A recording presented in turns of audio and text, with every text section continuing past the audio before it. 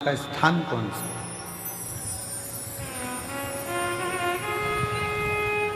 मंदिर में जाकर एक लोटा जल चढ़ा रहे हो तो क्या पुण्य कमा रहे हो?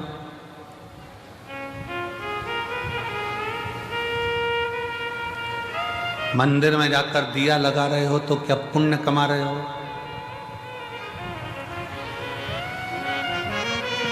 घर में भगवान का श्रृंगार कर रहे हो तो क्या पुण्य कमा रहे हो? घर में भगवान को इत्र लगा रहे हो तो क्या पुण्य कमा रहे हो?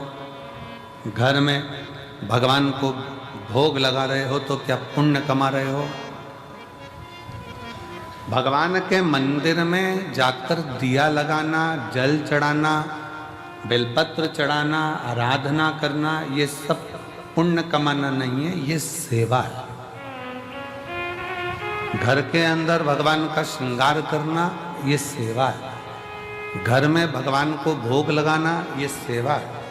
इसको पुण्य कमाना नहीं कहते। पुण्य कमाने के लिए जगह बताइए।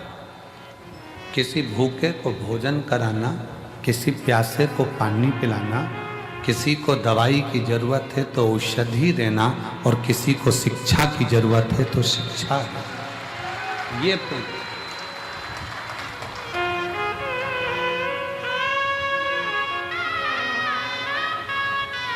व्रत कर कर आप पुण्य नहीं कमा रहे। व्रत कर कर भी आप अपने पूर्व के कर्म को काट रहे।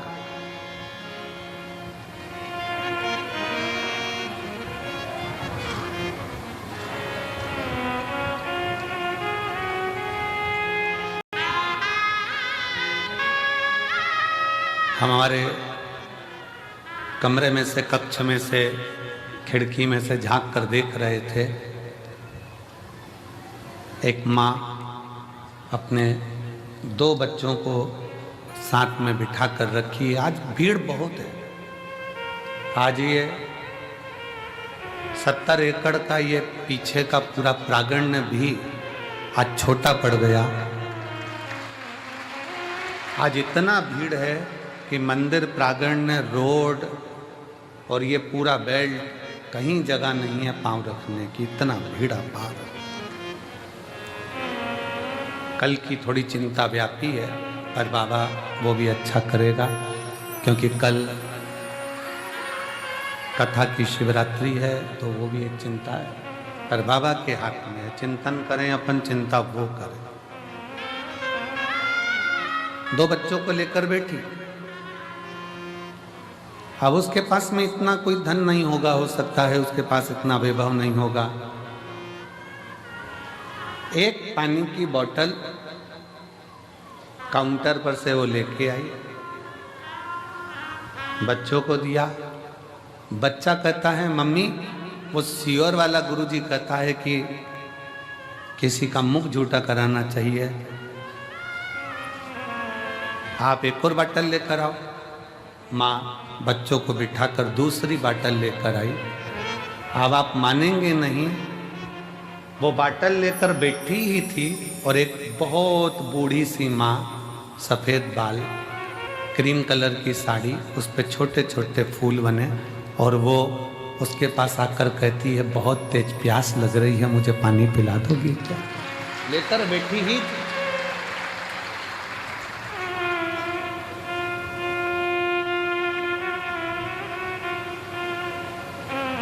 शिव तत्व किसको कहते हैं? मंदिर में जाकर दिया लगा रहे हो, मंदिर में जाकर पूजन कर रहे हो, मंदिर में जाकर अगरबत्ती लगा रहे हो, मंदिर में जाकर श्रृंगार कर रहे हो, मंदिर में जाकर आप भोग लगा रहे हो, ये भगवान की सेवा है। इसको मेरे शिव की सेवा, मेरे ठाकुर की सेवा, भगवान की सेवा। सेवा का फल, जिसकी तुमने सेवा करी है वो तुम्हें फल देगा। सास की सेवा करी तो सास अंगूठी देगी, ससुर की सेवा करी वो प्रॉपर्टी देगा, मायके जाकर अपने माँ बाप की सेवा करी है तो वो भी साड़ी, सामान देंगे। सेवा।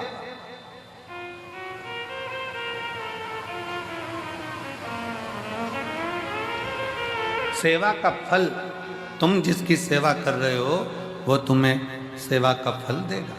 शिव जी की सेवा कर रहे हो, शिव जी देंगे। राम जी की सेवा कर रहे हो, राम जी ये देंगे। कृष्ण की सेवा कर रहे हो, कृष्ण जी देंगे। सेवा का फल जिसकी करोगे वो देगा। सेवा का फल देना उनका काम है। सेवा करिए तो फल मिलेगा।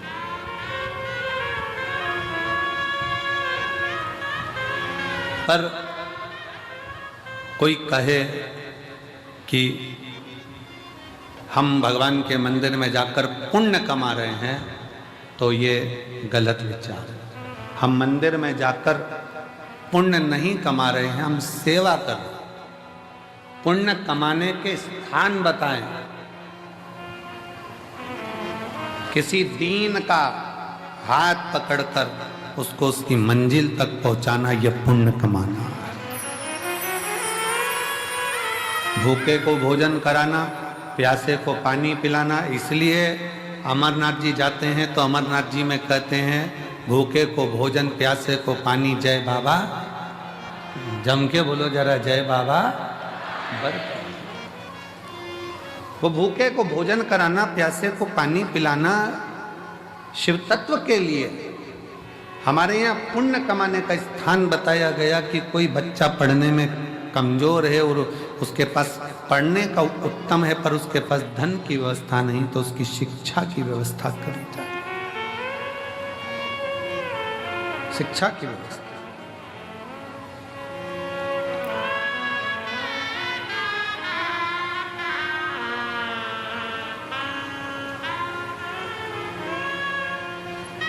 इतनी संख्या में आप लोग आए हैं। कोई पानी की बोतल उन सिर पर रखकर लोगों को पानी पिला रहा है, कोई पोहा खिला रहा है, कोई बिस्कुट बांट रहा है, कोई टॉफी बांट रहा है, कोई चाय लेकर आकर चाय बांट रहा है। जिसकी जितनी सामर्थ्य था, जितनी सामर्थ्य,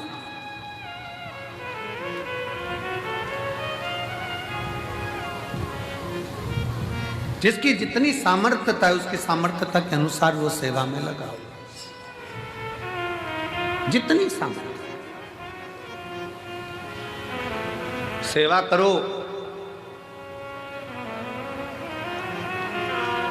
खूब करो, उसका फल पूरे परिवार को प्राप्त होगा। सेवा का फल पूरे घर को, पूरे परिवार को, 71 पीढ़ी को प्राप्त होगा, मना नहीं।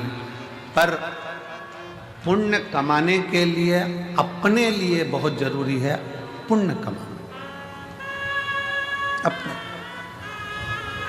और मत बुरे कर्म कर बंदे, वरना पछताएगा। भगवान की आंखों से तू बच नहीं पाएगा, तू बच नहीं पाएगा। अरे ओ अज्ञानी मत करना, अरे ओ अज्ञानी मत करना। तेरे कर्म का फल भी तू ही पाएगा, जैसा किया तूने तेरे आगे आएगा। मत बुरे कर्म कर बंदे, वरना पछताएगा। भगवान की आंखों से तू बच नहीं पाएगा, तू बच नहीं पाएगा। सेवा का फल आपको मिल जाएगा, पर पुण्य स्वयं कमाना पड़ेगा। स्वयं पुण्य स्वयं कमाना, स्वयं। अब यह आपके ऊपर निर्भर है, आप कैसे कमा सकते हैं। यह आपके ऊपर निर्भर करता है कि आप कैसे कमाएंगे, उसे किस तरह से कमाएंगे।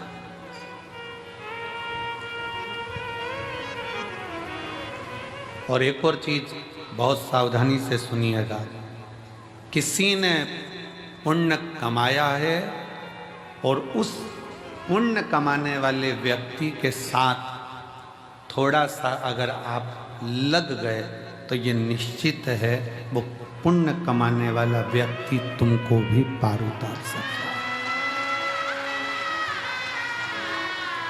लोहे की कील पानी में डूब जाती है, लोहे की कील पानी में डूब जाती है, पटका तैरती नहीं है, पर वो लोहे की कील को लकड़ी में ठोक दो तो वो लोहे की कील भी लकड़ी का संग पकड़कर पार उतर जाती है।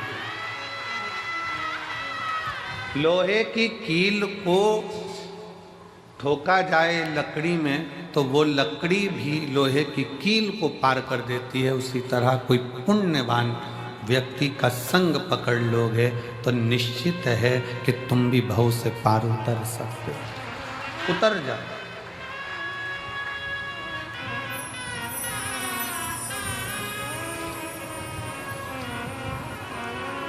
कितना सुंदर वर्णन है। आज फुलेरा दूज का दिन है। दुनिया के लोग पहले जानते नहीं थे कि फुलेरा दूज का महत्व क्या होता। कौन जानता था सावन के इस फागुन के महीने में फुलेरा दूज आती है और उस फुलेरा दूज का इतना महत्व है शंकर जी के लिए। फुलेरा दूज का इतना महत्व माना गया है कि आज के दिन धतूरा शिवजी को हल्दी लगाकर अगर भेंट करा जाता है तो शरीर पर पड़ा हुआ, तन पर धरा हुआ रुद्राक्ष हो, तन पर धरी हुई तुलसी की माला हो, तन पर धरा हुआ एक काला धागा हो, तन पर धरा हुआ एक लाल धागा हो, तन पर धरा हुआ कोई वस्त्र हो, तन पर धरा हुआ कोई आभूषण हो। धतूरा जब शिव को हल्दी लगकर चढ़ता है तो अपने तन पर जो वस्तु पड़ी होती है वो सिद्ध हो जाती है, उसकी सिद्धता प्रबल हो जाती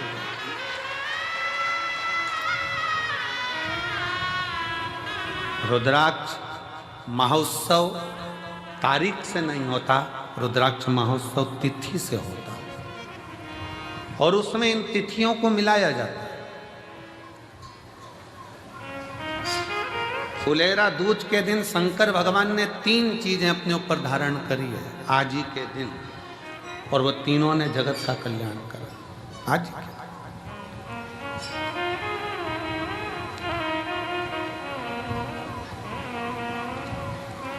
शिव जी ने 3 चीजें आज ही के दिन फुलेरा दूज के दिन धारण करी अपने।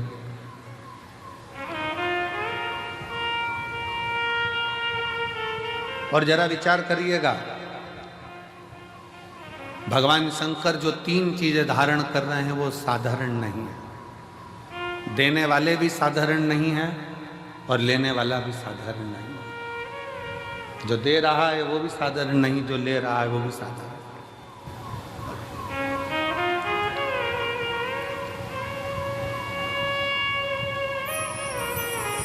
पहले नंबर पर जब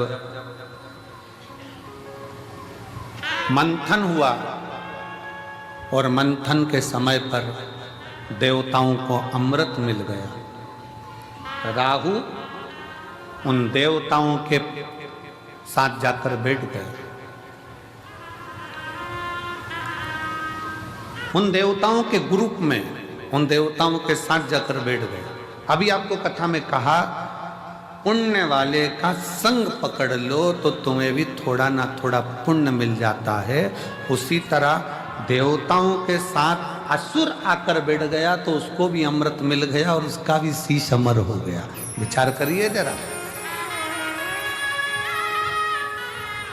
जैसे देवता अमर है वैसे राहु केतु अमर है, क्योंकि उनको भी अमृत मिल गया था और चंद्र सूर्य ने कह दिया था ये तो राहु असुर है। भगवान ने सुदर्शन उठाकर शीश काट दिया था, आधा ऊपर आधा नीचे, केतु बन गया, राहु बन गया,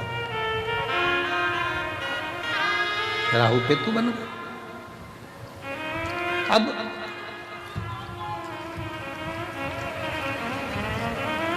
जरा विचार करिएगा, जरा अपने भीतर उतारिएगा कि वो राहु केतु केवल देवताओं का संग पकड़ लेते हैं, वो राहु केतु देवताओं का संग ले लेते हैं तो वो अमर हो जाते हैं, कुछ नहीं बने।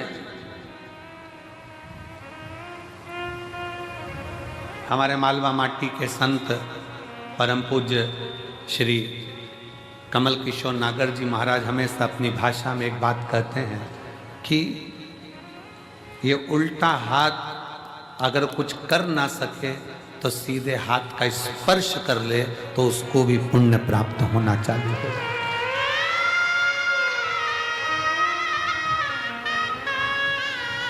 हमारे मालवा माटी के संत श्री कमल किशोर नागर जी कहते हैं कि ये उल्टा हाथ सीधे हाथ का स्पर्श मात्र कर ले तो भी पुण्य प्राप्त हो सकता है। तो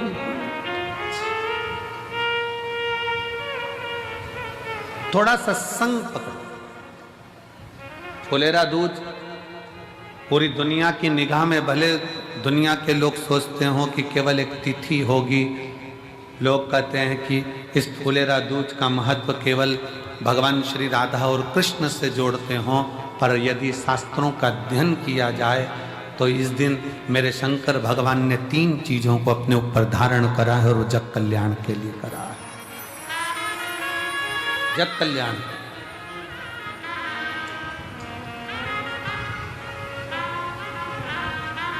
सर्व सिद्धि के लिए।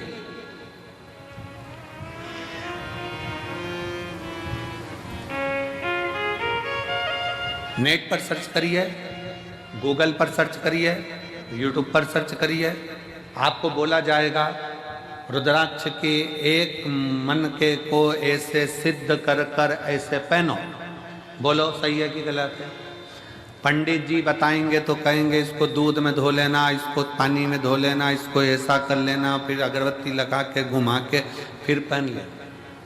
फिर कहेंगे कि कहीं मरे गड़े में जाओ तो उतार देना, वहाँ जाओ तो उतार देना, वहाँ जाओ तो उतार देना। अपनी मर रहे हो तो क्या करें?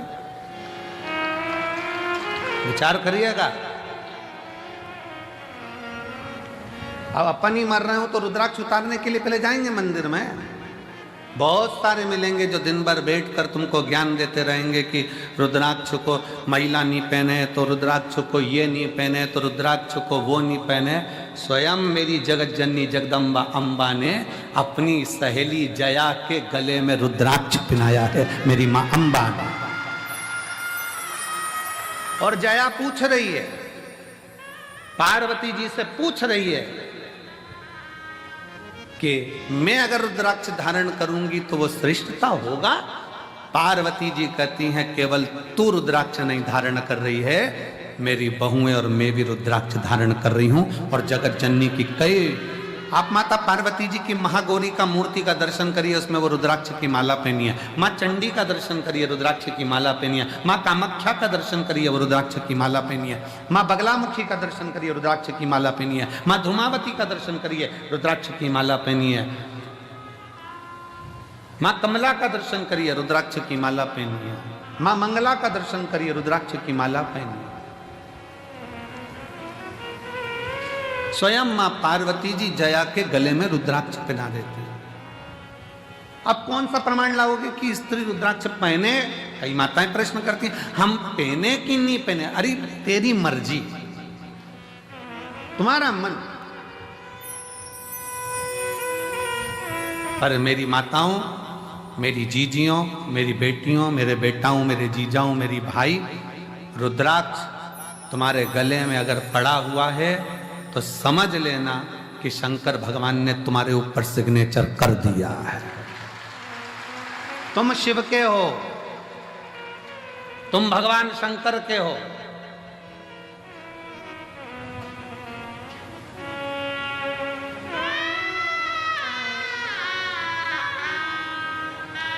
आप सबको पहले भी कथा में कहा, लिंगायत शैव संप्रदाय में,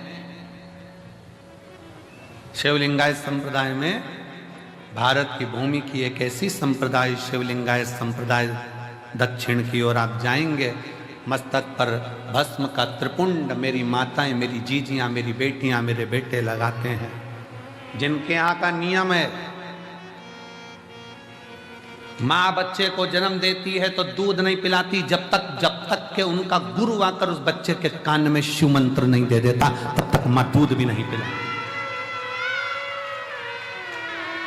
कौन सी संप्रदाय, देखिए शिवलिंगायत संप्रदाय में ऐसी कौन सी संप्रदाय होगी जिसमें मंत्र, बच्चे ने जन्म लिया और जन्म लेते से उनके गुरु को जाना पड़ता है हॉस्पिटल में और बच्चे को गोदी में उठाकर मंत्र देना पड़ता है, तब माँ अपने बच्चे को दूध पिलाना चालू करती है, तब माँ बच्चे को दूध पिलाना चालू करती है शिवलिंगायत संप्रदाय के अंदर।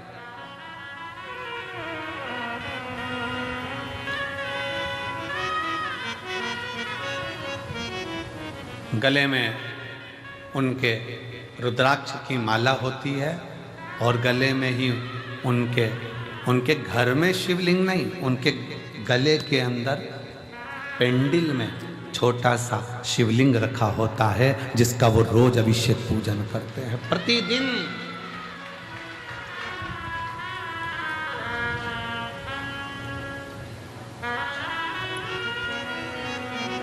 शिवलिंगायत संप्रदाय में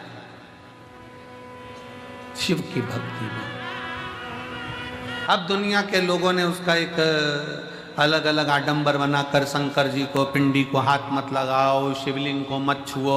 शिवलिंगायत संप्रदाय में तो महिला हो चाहे पुरुष हो, गले में शिवलिंग 24 घंटे डालकर रखती है, 24 घंटे। शिव को समझे तब तो ना। क्या महिलाएं रुद्राक्ष पहन सकती हैं? क्यों नहीं। रुद्राक्ष को सिद्ध कैसे करा जाए, रुद्राक्ष को सिद्ध कैसे करें, रुद्राक्ष को हम सिद्ध कैसे करें। रुद्राक्ष को सिद्ध करने के लिए तुम्हें कहीं जाने की जरूरत नहीं है, बस फुलेरा दूज का इंतजार करो और एक धतूरा शंकर जी के मंदिर में शिवलिंग को चढ़ा दीजिए हल्दी लगाकर। रुद्राक्ष तो रुद्राक्ष, तुम खुद सिद्ध हो जाओगे, सिद्धता तुम्हारे अंतर्गत।